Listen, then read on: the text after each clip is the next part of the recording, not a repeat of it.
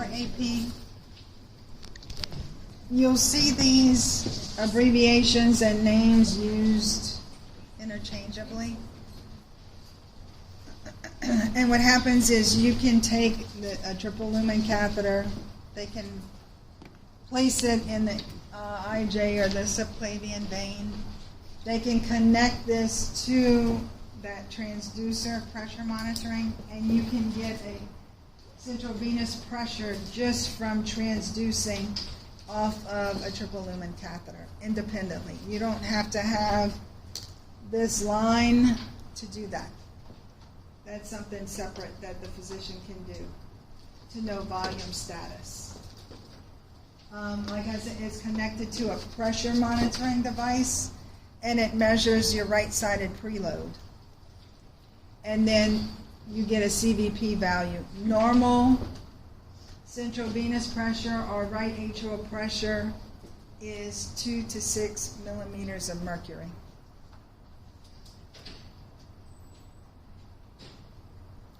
So this is what you're looking at. They're looking at the right side of the heart. Same thing. CVP or RAP monitoring, normal pressure in that right atrium is 2 to 6 millimeters of mercury. That's all that's saying. Okay, pulmonary artery insertion. This is the Swan-Ganz catheter, named after the person who invented it. It's a very flexible, long tubing. This is being inserted into the heart for specific monitoring, which we'll go through. The first thing we need to do is obtain a consent for, this is invasive, so we need a consent in order to insert this.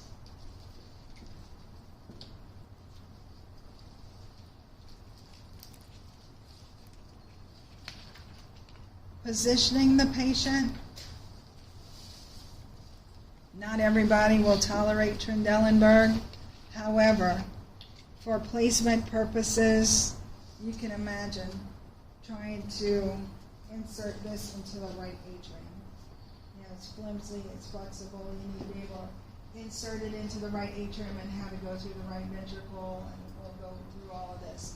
But the patient is placed in Trendelenburg for insertion beginning, and as things go, they may turn the patient to the right or to the left. Of course, if the blood pressure is low, they're going to do frequent blood pressure monitoring. And if they can't tolerate the position, of course, they'll have to do something else. But this, placing the patient in Trendelenburg helps float this catheter from the superior vena cava, the right atrium, into the right ventricle.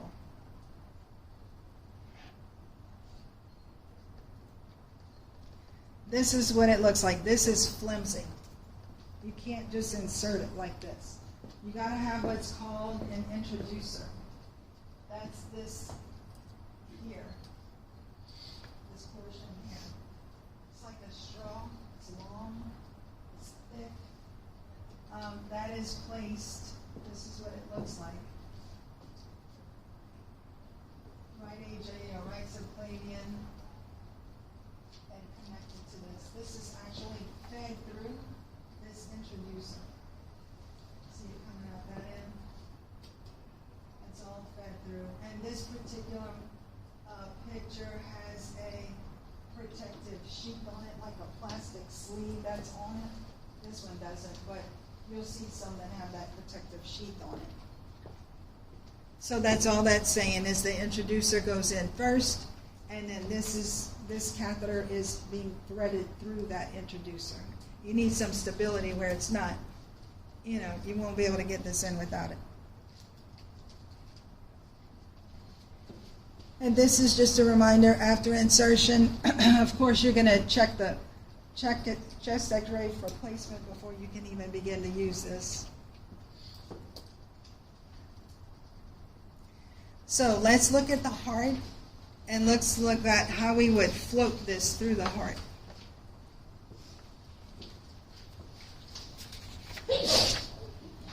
This is where, bless you, these are where all these numbers come into play as we go through the heart.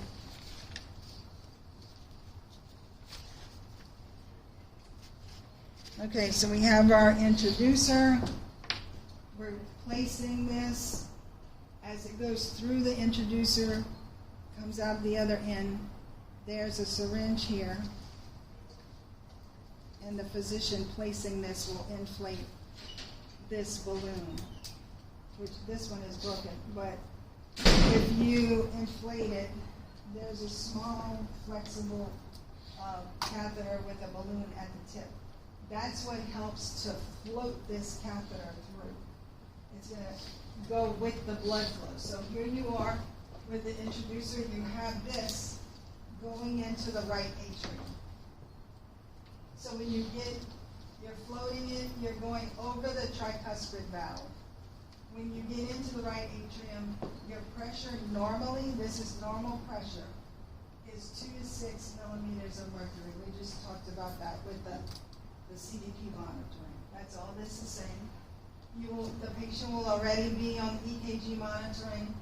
This is the waveform that will appear on the monitor under your EKG. This is the right atrial pressure waveform, with the pressure being 2 to 6 millimeters of mercury. So you're going in, he's inflating the balloon. It helps float this device into the right atrium. You see this waveform, and this is normal pressure. We'll talk about what happens if it's low, what happens with it's high after a while. Okay. Simply, that's all they're doing. Once they're into the right atrium, we're going to keep on going. Now we're progressing into the right ventricle. So you're going to see as your waveform is here, your right atrial pressure is here, it's going to change. Once you get into the right ventricle, this is what your waveform will look like on the monitor. Right ventricle pressure, 15 to 25 millimeters of mercury. That's systolically, just like a blood pressure, over diastolic, 0 to 8 millimeters of mercury in this right ventricle. The only time we see this pressure like this in the right ventricle is just to see it. We're just passing through.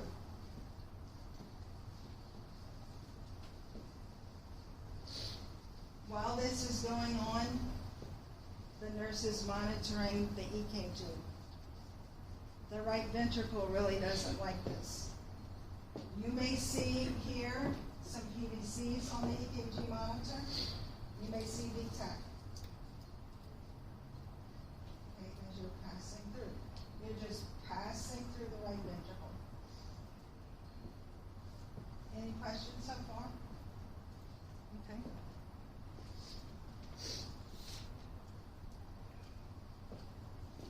So we're progressing on. We went through the right atrium, we went through the right ventricle. Now we're going to go up into the pulmonary artery. So this is going, the physician's threading this through. We're going up into the pulmonary artery. As we go into the pulmonary artery, this is the waveform we're going to see in the pulmonary artery. This particular waveform. And this is the pulmonary artery pressure. Systolically, 15 to 25 millimeters of mercury. Over diastolic, 5 to 15 millimeters of mercury.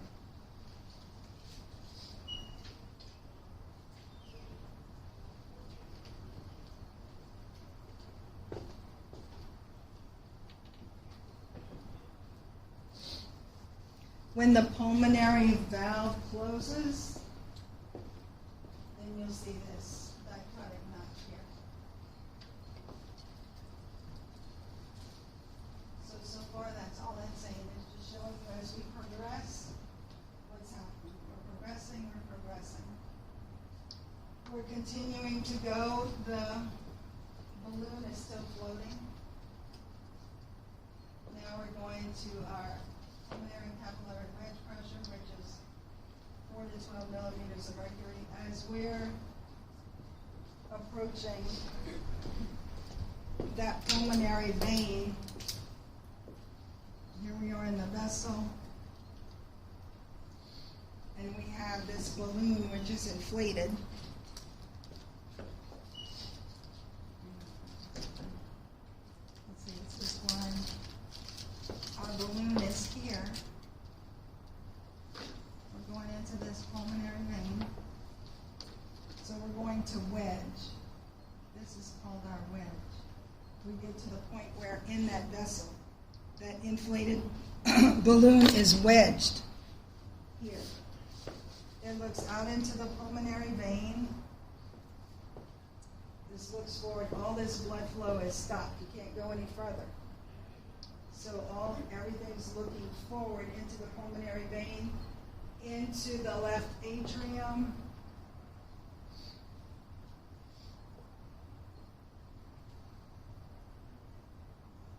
If the mitral valve is open, then you can see into the left ventricle.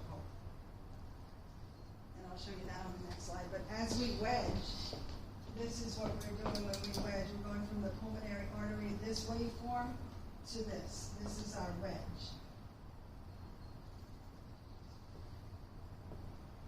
And they're using this. In order to wedge, they're using this particular syringe that only comes with this. There's a safety issue because you can only wedge with 1.5 mLs on it. If you do more than that, you can actually rupture this pulmonary artery that can be death to the patient. So, and you can wedge no longer than 15 seconds. What was the volume that you could put in a syringe? 1.5 cc's. This one's old. It goes, it's more than that, but it basically will lock. And here you have to move, I'll pass this around. You can only move this backwards and forwards, it'll lock. So you have to be careful that it is in lock position. Because inadvertently, you don't want it to be open and you're keeping this thing wedged. That could possibly rupture that pulmonary artery. Any questions about that? Wedging is done by the doctor. You have to have an order from your hospital in order for you to wedge. So you have to find out whatever their hospital policy is.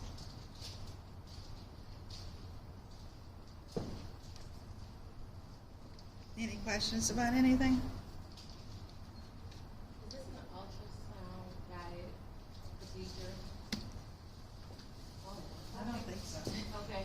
I'm wondering. I thought so too. I was like. So like, what if it hits the wall? And it's like local? Yeah, they do put a local in. I don't know. I mean, I haven't seen them done in so long, but they did that in ICU. They placed them in ICU.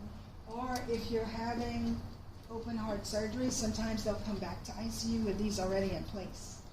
Because as we talk about it more, you're going to see how these values change, because all of these numbers mean something.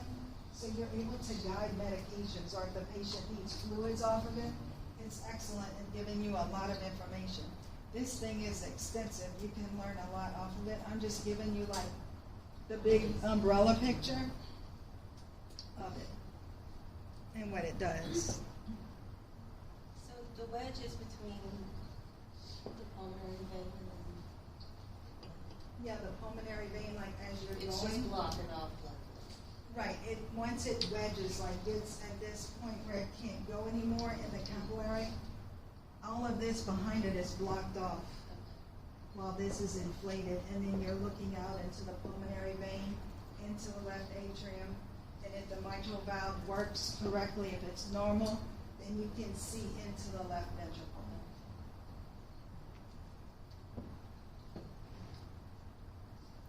And that's what it shows here.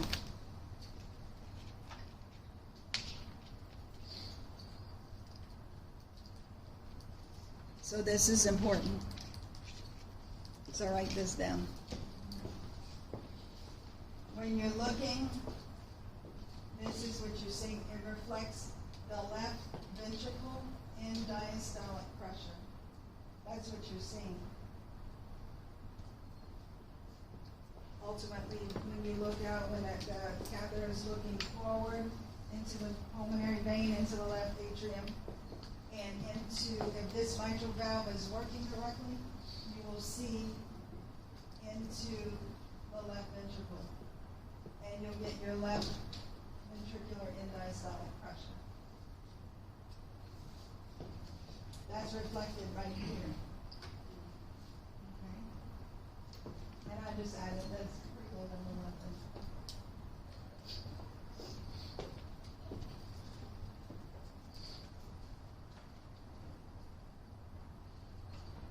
This is the same thing. I just put it in a table for you. Again, right atrial pressure is 2 to 6 millimeters of mercury.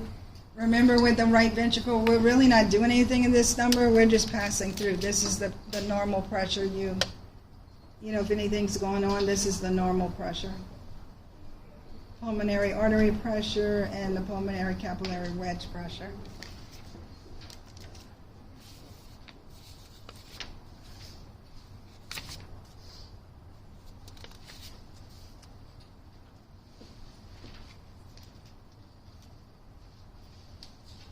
This table just kind of, Does the balloon stay inflated? no, deflated. After that, it's deflated. And then the only time after that is if the physician wants the wedge, then they'll inflate it. But other than that, once it's wedged, they'll take this off and just let it, or somehow, they'll let it just passively deflate and place it back on like this, because you don't want to leave it inflated. So you have it connected like this and locked. So nobody, you're not going to be by the bed and push on it and then it wedges accidentally. So I just put this in table form. The CVP we know is normal is 2 to 6. So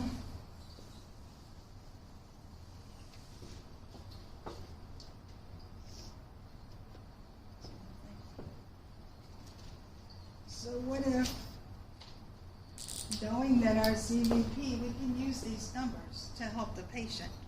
So if normal is 2 to 6, what if we have a CVP of 1?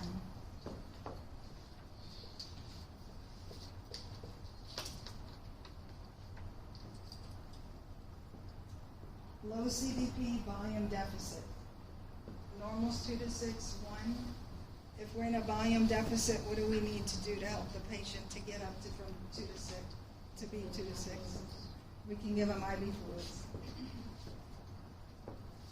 You may give them a bolus. Let's say you give them 500 milliliters, normal saline bolus. You can always check the CVP after. Did it come up to 2? Did it do anything? If it's still at 1, you may give another 500 cc bolus or whatever, whatever, to try to get that up.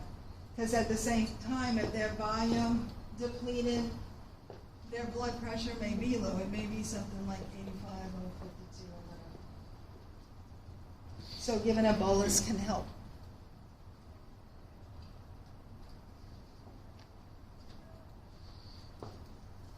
So low with the CVP, volume deficit. The opposite if you have a high CVP. What if your CVP is 10? We'll talk about that with cardiogenic shock. But if it's high, then like we had talked about before, you may have some excess in volume. The right ventricle on that right side, you're on the right atrial pressure, so you may have right ventricular failure. Pulmonary hypertension, different conditions. The tricuspid stenosis, like we talked about. Right ventricular pressure. We're only looking at that pressure, we're just passing through. A low right ventricular pressure, same thing, they may be hypovolemic. If they have a high right ventricular pressure, they may have volume excess, pulmonary hypertension, right-sided heart failure. And of course, you're monitoring your EKG. If you see PVCs, VTAC to notify the physician.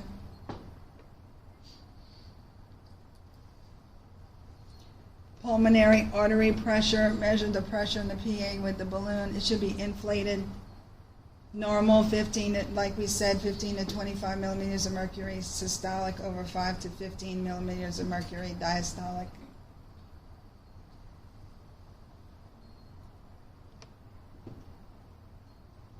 So what if you're in the pulmonary artery and you're looking at your pressure?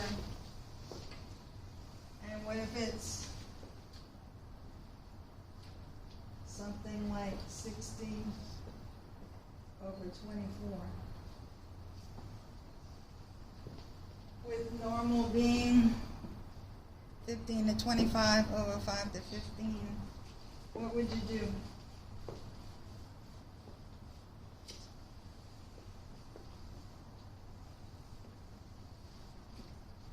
Our normal we know is 15 to 25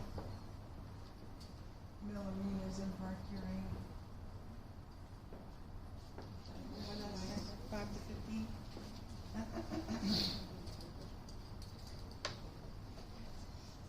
So with a number like this, notify the physician immediately. May have some pulmonary hypertension going on, something like that.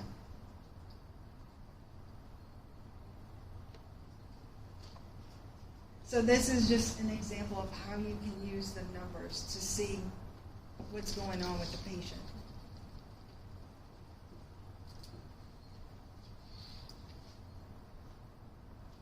And then what about if we have a wedge? We know normal wedge is 4 to 12 millimeters of mercury. So what if our wedge is reading 1?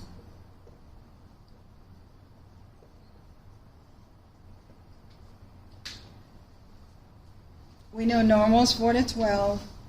Low pulmonary capillary wedge pressure could be volume deficit. So again, what could we give the patient? IV fluids. Try to get the wedge up, because in addition to this, you probably have a low pressure, whatever it is, 88 over 52, whatever. So you can help with IV fluids. Maybe the healthcare provider wants to give a bolus, 1,000 cc's, whatever. But you want to try to get that up.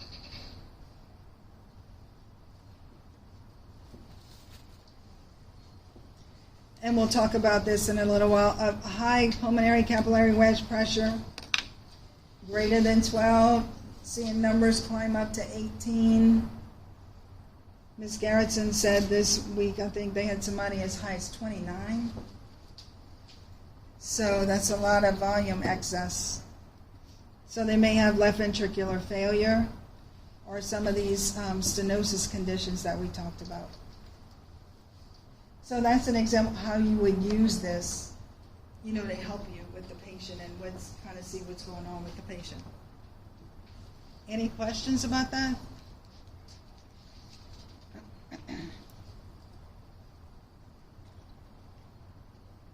Okay. All right, we'll talk about cardiogenic shock.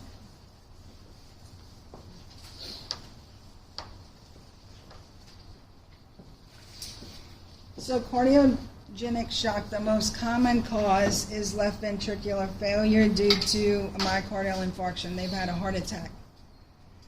It's not a problem with the amount of blood they have in the system, because the amount of blood is normal. It's that they've had a heart attack and now the heart, the pump itself is failing. The heart is too pooped to pump at this point. Causes, like we said, myocardial infarction, some other things, you may see this in the patient's chart.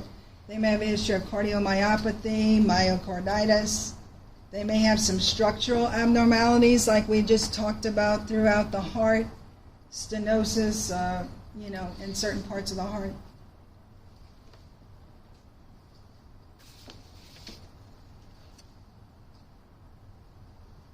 So what does the patient look like? What are some of our assessment cues?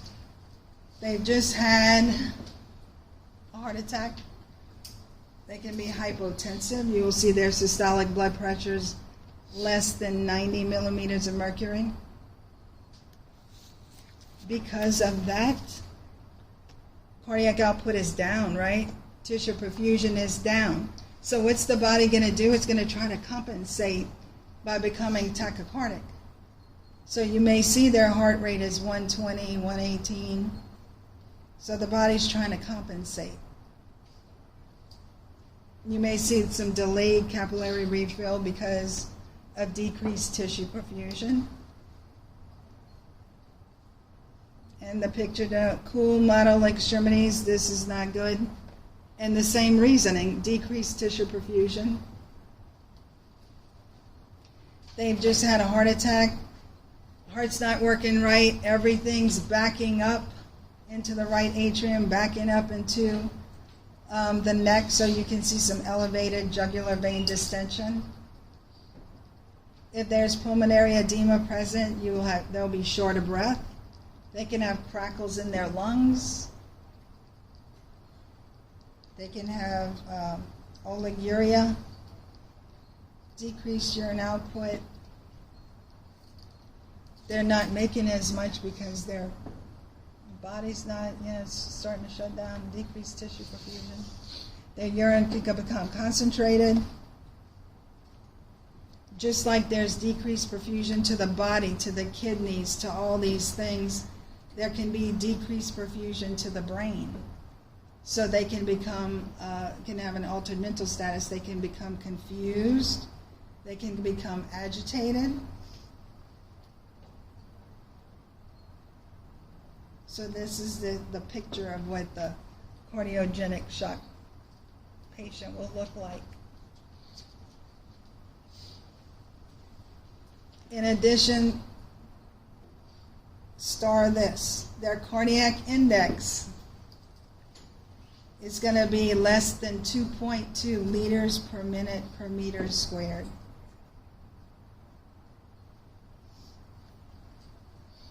Normally we had said in the beginning it was 2.8 to 4.2, but now it's less than 2.2 liters per minute per meter squared. So their cardiac index is down. And that's just more specific, like their cardiac output, like I said, divided by the patient's body surface area. So you'll see their cardiac index low. Do we need to know that formula? Not to calculate it or anything, know the number. Like know the cardiac index less than 2.2. But you won't have to calculate that. So what does that look like on the patient? Like we talked about hemodynamically. Everything's backing up. The heart's not pumping right. So of course we may see some elevated central venous pressure. With these patients you can see a CVP greater than 10 millimeters of mercury. Blood is backing up on that right side. Also, you'll see an increased pulmonary capillary wedge pressure because the blood is backing up. Now they're becoming congested in the lungs. So you may see a pulmonary capillary wedge pressure greater than 18 millimeters of mercury.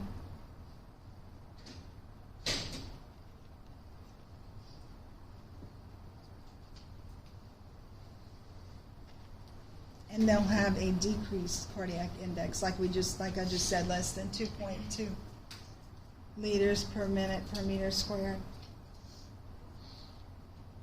So if they have one of these Swan-Ganz, and you'll see those readings to reflect that, or they could be even worse. And the labs are going to be affected. The arterial blood gas, the kidneys being affected. With all of that, like we just talked about, so you'll see some metabolic acidosis. They're having low oxygen levels. You may see some hypoxemia. An elevated serum lactate greater than 4 millimoles per liter because of decreased tissue perfusion. And all of that SCVO2, like we talked about earlier, the oxygen supply and demand.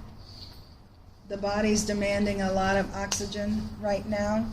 So you'll see your SCVO2 less than 70. Some of these patients might have SCVO2 at 50% as their baseline.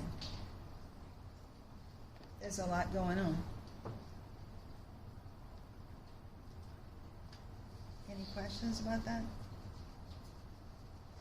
And then lastly, distributive shock, a different type of shock.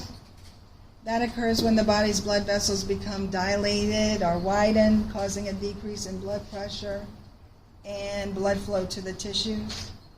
Causes sepsis.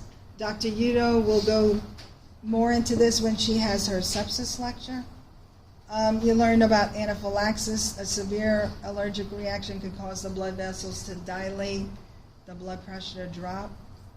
Neurogenic shock we'll talk more about in mobility, but that's what occurs when there's damage to the spinal cord of the brain, and that can also cause the blood vessels to dilate and your blood pressure to drop. So if you have one of these in, you'll see their CVP is low because blood pressure is low.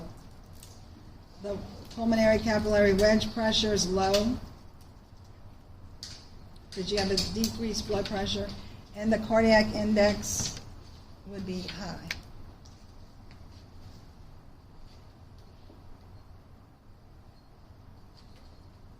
Okay? And we'll look at, let's see.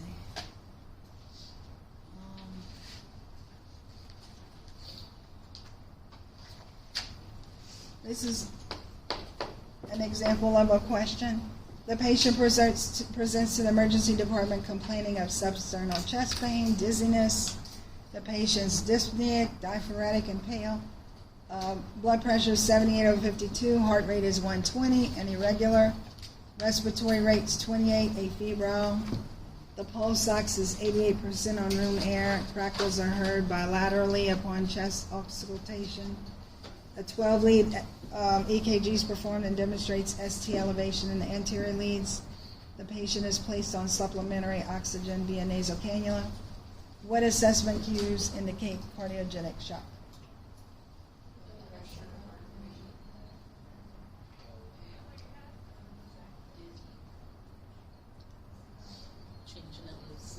Mm-hmm. They've had an anterior wall MI. They have ST elevation in the anterior leads. They have complaint of chest pain, dizziness. Vital signs are down. Their blood pressure is low. Pulse ox is low. They've got crackles.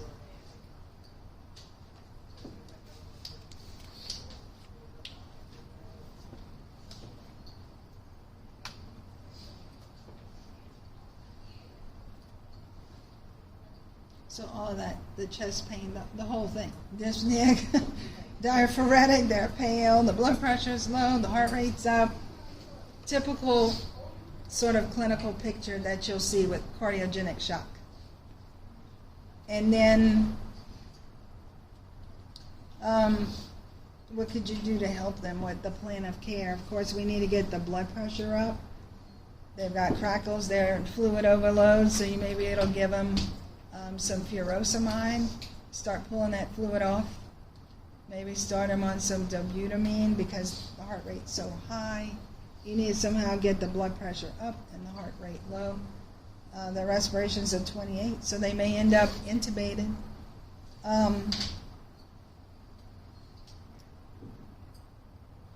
Just to show you. And then with this one, we can use this also. A patient in the ICU has a pulmonary artery cath in place for hemodynamic monitoring. The nurse is looking at these values. Which one requires immediate attention? We can go line by line. The cardiac output we know should be 4 to 8. So it's low, but it's within normal limits. The central venous pressure is 3. We know it's on the low side, but it's within normal limits. 2 to 6 is normal, so that's okay. Pulmonary artery pressure, not so much. Very high, 60/24. And the pulmonary capillary wedge pressure, normal we know is 4 to 12. This is 10, so it's within normal limits. So immediately you would notify the physician of this pulmonary artery pressure of 60/24. You kind of see how using the data, using what you know as normal to kind of figure out where that would lead you. And knowing if the CVP is low, like we talked about, if the wedge pressure is low, what you can do. But this is an example of how you would use the information that you have off of the catheter. Any questions about anything?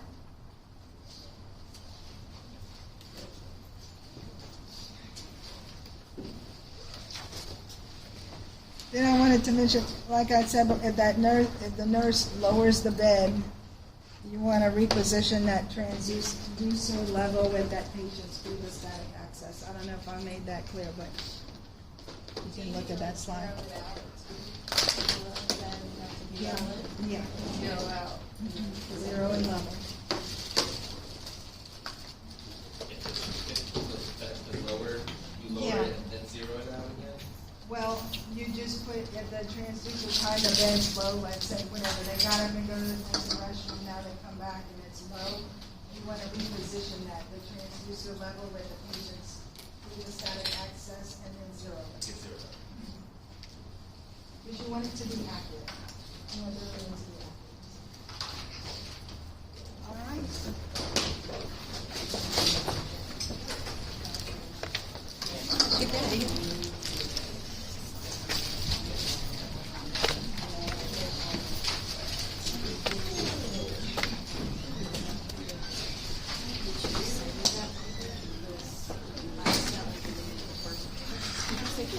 Yeah.